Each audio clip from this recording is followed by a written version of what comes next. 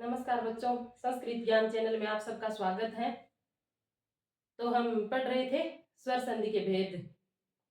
स्वर संधि के भेद जैसे कि हम पढ़ चुके थे पांचों भेद, और उनके जो अपवाद स्वरूप जो 7 सूत्र हैं जिनमें वृद्धि संधि हो रही थी वो भी हम पढ़ चुके थे, और पूर्व रूप संधि भी हमने पढ़ ली है। अब हमारी पर रूप और प्रकृति भाव 2 संधियां बची हैं जिनको आज हम कर लेते हैं। तो हमारी जो पर रूप संधि है, तो देखिए हम पर रूप संधि करते हैं। पर रूप संधि जैसे कि आपको नाम से लग रहा है, पर का मतलब है अगला, बाद वाला, यानी बाद वाले के जैसा चेंज होना। हमारी संधि में क्या होता है, एक प्लस का एक चिन्ह होता है। इससे पहले वाला तो पूर्व रूप होता है और इसके बाद वाला पर रूप होता है। जो पूर्व रूप में चेंज हो रहा था उस संधि को तो हम पूर्व रूप कहेंगे, और जो पर के रूप में अगले वाले के जैसा चेंज हो रहा हो तो उसे हमें पर रूप संधि कहेंगे। तो पर रूप संधि का हमारा सूत्र है एंगी पर रूपम।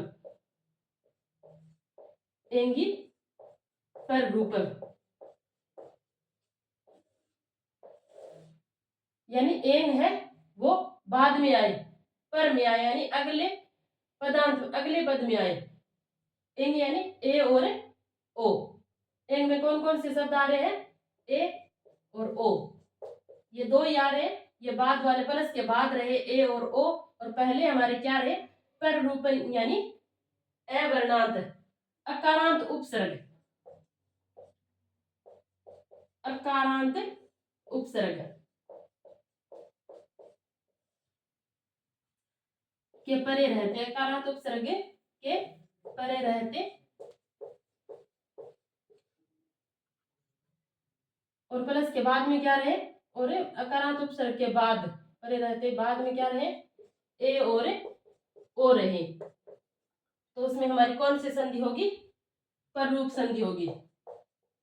पर रूप संधि केवल उपसर्ग आए, वो भी अकारांत अ या आ अंत वाले। अकारांत यानी अ अंत वाले उपसर्ग रहे और उपसर्ग के बाद में एंग रहे, ए और ओ रहे, तो हमारी संधि पर रूप यानी पर के समान चेंज हो जाएगी। जैसे कि पर धन एजते, तो ये क्या हो रहा है, पर में हमारे एंग है और पहले क्या है, प्र उपसर्ग यानी अकारांत उपसर्ग है, तो ये हमारे बाद वाले के जैसे चेंज हो जाएगा, प्रेजते। प्रधन ओस्ति, तो ये हमारा हो जाएगा प्रोसति। जैसे हमारे और भी उपसर्ग है अकारांत वाले, उपधन एजते, तो उपेजते,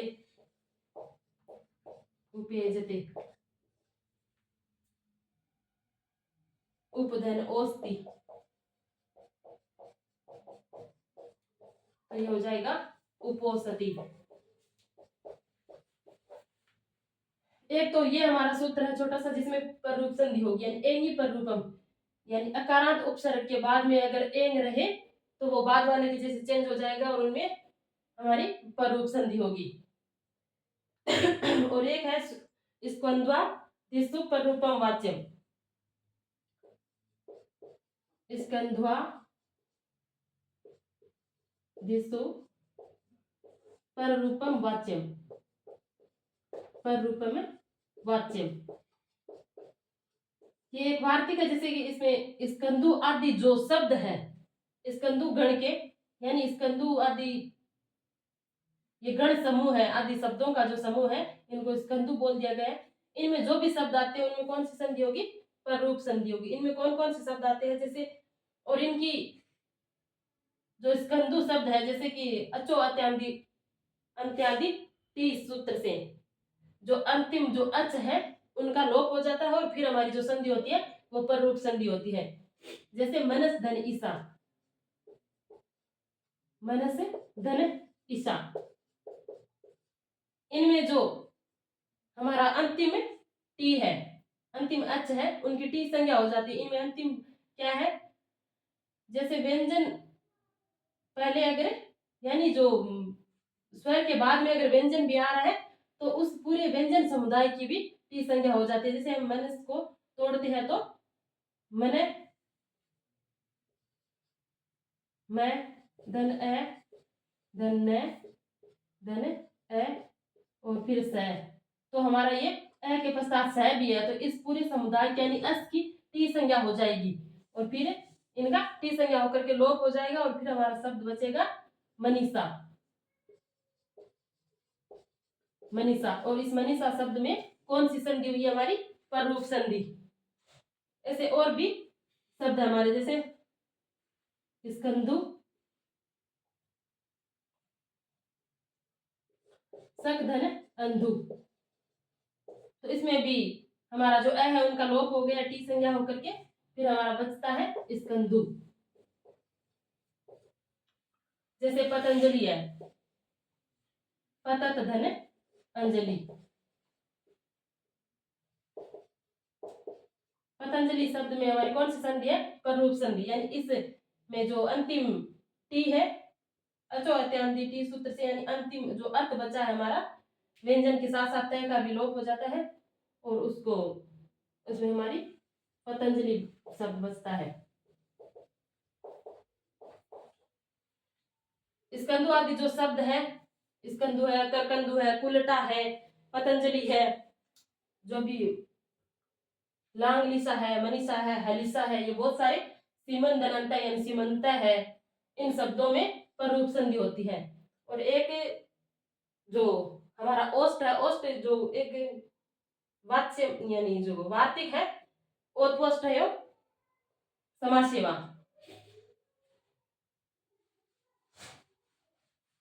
यानी ओष्ठ जो शब्द है वो किसी के साथ मिलकर के अगर उनका समास हो रहा है तो उनमें भी हमारी पररूप संधि होगी। जैसे बिंब धन ओष्ठ, बिंबोष्ठ, ओत्वष्टयो,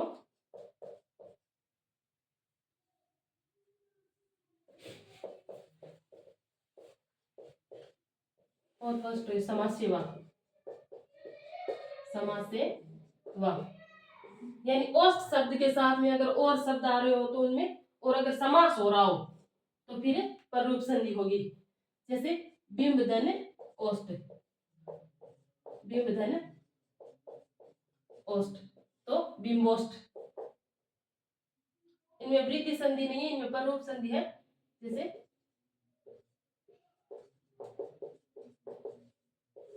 बिंबोष्ठ, स्थूल धन ओष्ठ,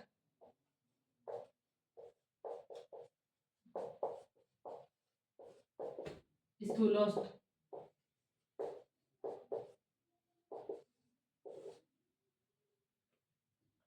ऐसे अधर धन ओष्ठ, और भी जो है ओष्ठ यानी ओध्वष्ट समास सेवा, इस वार्तिक के कारण इन शब्दों में पररूप संधि हो रही है।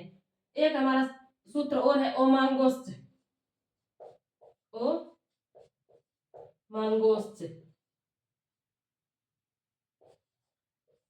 इस सूत्र के कारण अगर प्लस के बाद में ओम शब्द आए, जैसे शिवा धन ओम, अगर ये ओम शब्द आ रहा तो इसमें भी पररूप संधि होगी, यानी शिवोम। तो पररूप संधि किन किन में होगी? एक तो हमारे एंगी पररूपम, यानी एंग आए, पहले हमारे अकारांत वाले उपसर्ग आए और बाद में एंग शब्द आए तो उनमें पररूप संधि होगी। एक ओध्वष्ट समास सेवा, इन ओष्ठवाची शब्द है जिसमें समास हो रहा हो तो उनमें पररूप संधि होगी। एक हमारे स्कंदवादिशु पररूपम वाच्य, स्कंदु आदि के जो शब्द यानी गण है उनमें जो भी शब्द आ रहे हैं, जैसे मनीषा है, हलिसा है, लांगलिसा है, पतंजलि है आदि जो शब्द है उनमें पररूप संधि होगी। और एक अगर परस के बाद वाले शब्द के में पर में अगर ओम आए, ओम शब्द ऐसा आए तो उनमें पररूप संधि होगी। एक हमारी बची है प्रकृति भाव संधि। प्रकृति मतलब सेम रहना, चेंज नहीं होना उसका। किसी में अगर आदत होती है कोई तो उसमें कोई बदलाव नहीं होना, उसे कहते हैं हमें प्रकृति भाव संधि। प्रकृति भाव संधि ये भी स्वर संधि में ही है। जहां पर संधि कार्य प्राप्त होता है, इनकी परिभाषा है कि जहां पर संधि कार्य जहां पर संधि कार्य प्राप्त होते हुए भी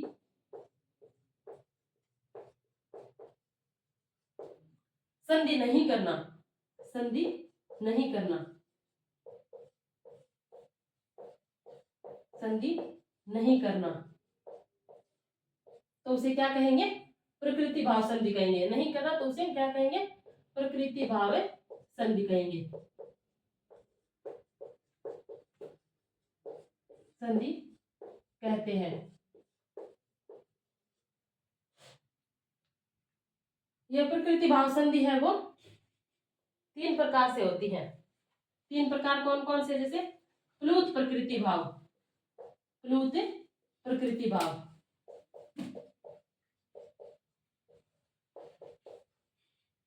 एक हमारा परग्रह प्रकृति भाव, और एक हमारा है सामान्य प्रकृति भाव, सामान्य प्रकृति भाव।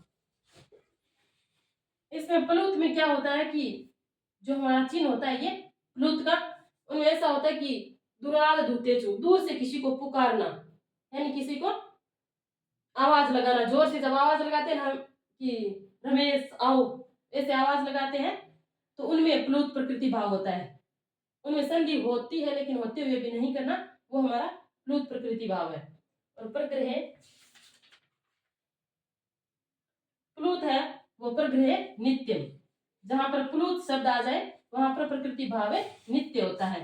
तो ये याद रखना, प्लूत प्रकृति भाव नित्यम।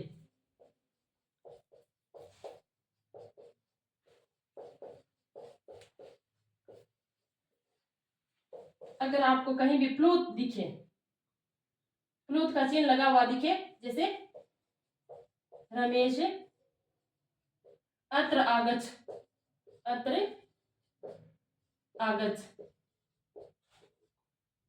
ये प्लूत का चिन्ह आ रहा है तो उनमें नित्य प्रकृति भाव होगा। आपको सेम ही रखना, प्रकृति भाव उसे कहते हैं जैसे जो है वैसा का वैसा ही रखना, संधि होती हुई भी संधि नहीं करना। अत्र आगच्छ यानी इस अ और आ को मिलकर अत्र आगच्छ करना था, लेकिन यहाँ पर जब प्लूत आ गया तो ये हमारी संधि प्रकृति भाव हो गई, कोई चेंज नहीं कर रहे। अगर हम संधि कर सकते थे, इनमें दीर्घ स्वर संधि हो रही थी लेकिन होते हुए भी नहीं करना, ये प्लूत प्रकृति भाव। प्लूत प्रकृति भाव नित्यम, जहां पर प्लूत लग जाए वहां पर क्या है? प्रकृति भाव नित्य होता है।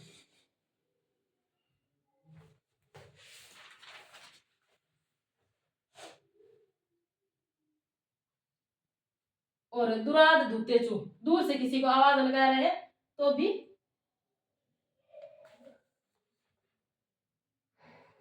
उसमें हो रहा है, जैसे रमेश इधर आओ, जोर से आवाज लगा रहे तभी तो ये रमेश जोर से बोला जा रहा, तभी प्रकृति यानी प्लूत चिन्ह लगा रहे हैं हम। और दूसरा हमारा है परग्रह, परग्रह प्रकृति भाव संधि, परग्रह प्रकृति भाव संधि। इसका एक सूत्र है इदुदेद द्विवचनम परग्रह, इदुदेद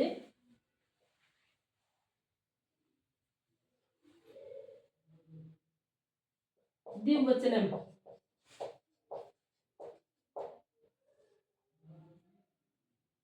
परग्रह।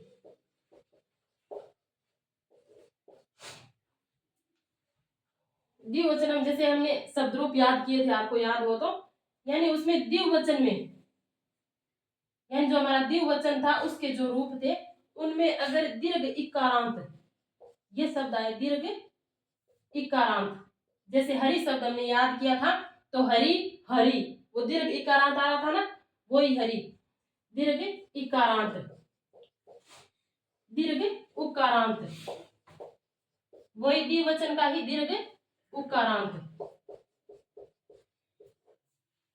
और दीर्घ एकारांत, एकारांत। अगर ये शब्द आते हैं तो वहां पर प्रकृति भाव नित्य होता है। परग्रह का मतलब है चेंज नहीं होना, वहां पर प्रकृति भाव नित्य होता है। दीर्घ इकारांत जैसे हरि का रूप था तो जो द्विवचन में हरि आ रहा था और हमारा जो कौन सा था, वधु का रूप था, जिसमें वधु आ रहा था, धेनु था, तो उसमें दीर्घ जो धेनु ऐसे आ रहा था, उनमें भी ये प्रकृति भाव नित्य होता है। जैसे इनके उदाहरण है, उदाहरण हम ऊपर लिख लेते हैं।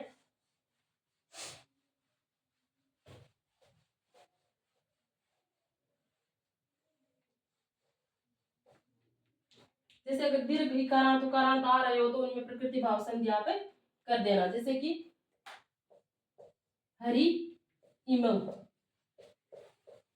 तो ये हमारा दीर्घ इकारांत आ गया, तो ये सेम का सेम ही रहेगा, हरि इमव, इनमें कोई संधि नहीं होगी, इसमें प्रकृति भाव संधि रहेगी। ऐसे संधि हो तो रही थी, ई का हमें ई और ई है तो हमें दीर्घ ई बना सकते थे, लेकिन इनमें संधि नहीं करनी है, सिर्फ प्रकृति भाव रखना, क्योंकि इदु दे द्विवचनम परगृह्यम, दीर्घ इकारांत है, दीर्घ उकारांत है और दीर्घ एकारांत है, तो हम उनमें प्रकृति भाव नित्य करेंगे। जैसे लता लते, लता का द्विवचन का रूप है लते, लते प्लस इमे, तो इनको हमें, ये द्विवचन का जब एकारांत है तो इनको हम सेम रखेंगे, लते इमे।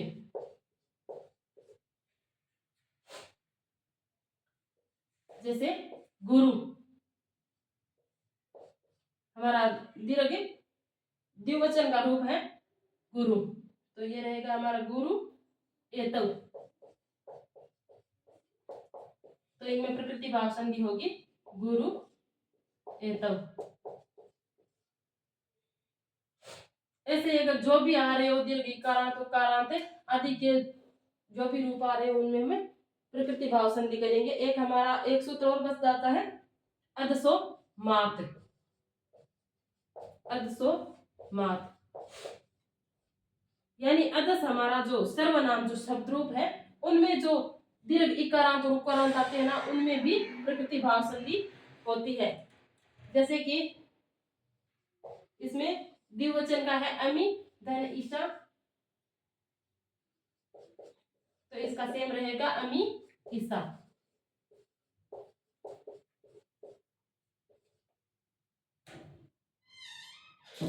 यानी अमी धन अजा, तो ये अमी अजा,